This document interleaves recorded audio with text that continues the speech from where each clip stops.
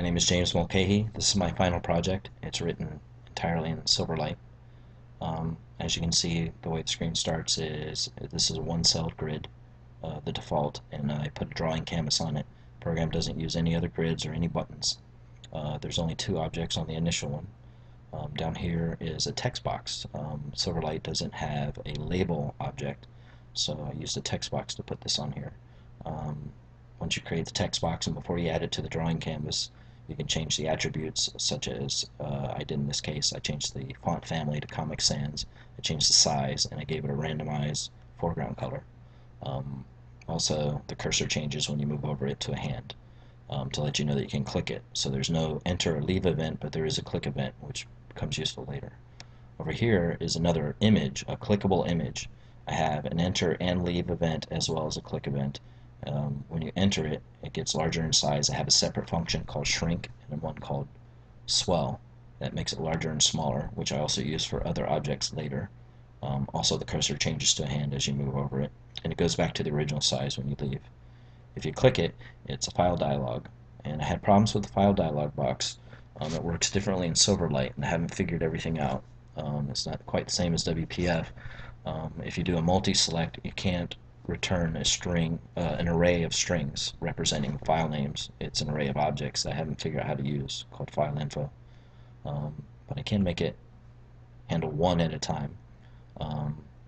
Also, there's a problem with the path for these files. I was only able to use ones that I have put in the client bin.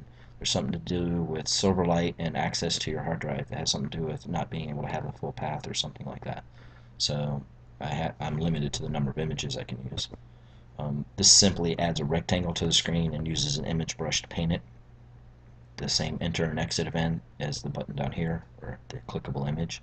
If you click it, it fires a timer that fires every 50 milliseconds that starts spinning. And if you click it again, it stops wherever it's at.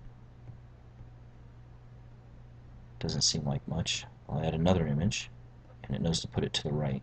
In fact, given the height and width of the screen, the program dynamically calculates how many images it can fit on it, how many rows and columns. And I can add more. Oops, let's add a different one. And notice they all have their own spin factor.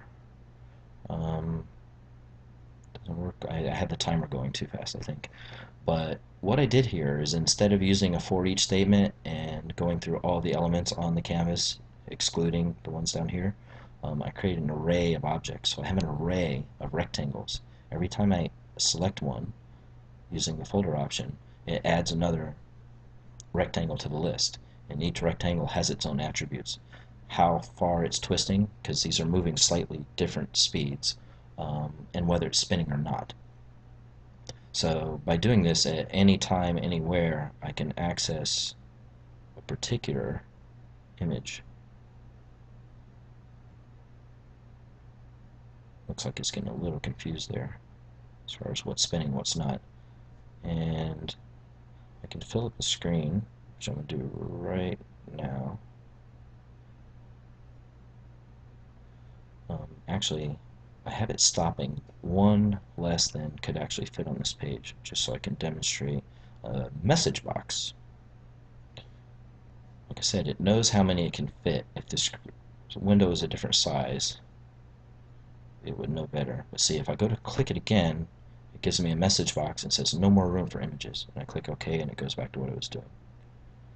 So now I said a few more spinning, and now to the click jitter stuff. If I click on this, a second timer fires. That's at 30 milliseconds. And notice all these are now jittering. And it's all jittering or not jittering. The only thing that's individual for each one is where they're moving, how far they're moving from their original position. And so when I go into the two timer events, I go through a for array for each. Well, not a for each, but a for array, and go through the list. And for each element, I calculate how far it's got to move. So on.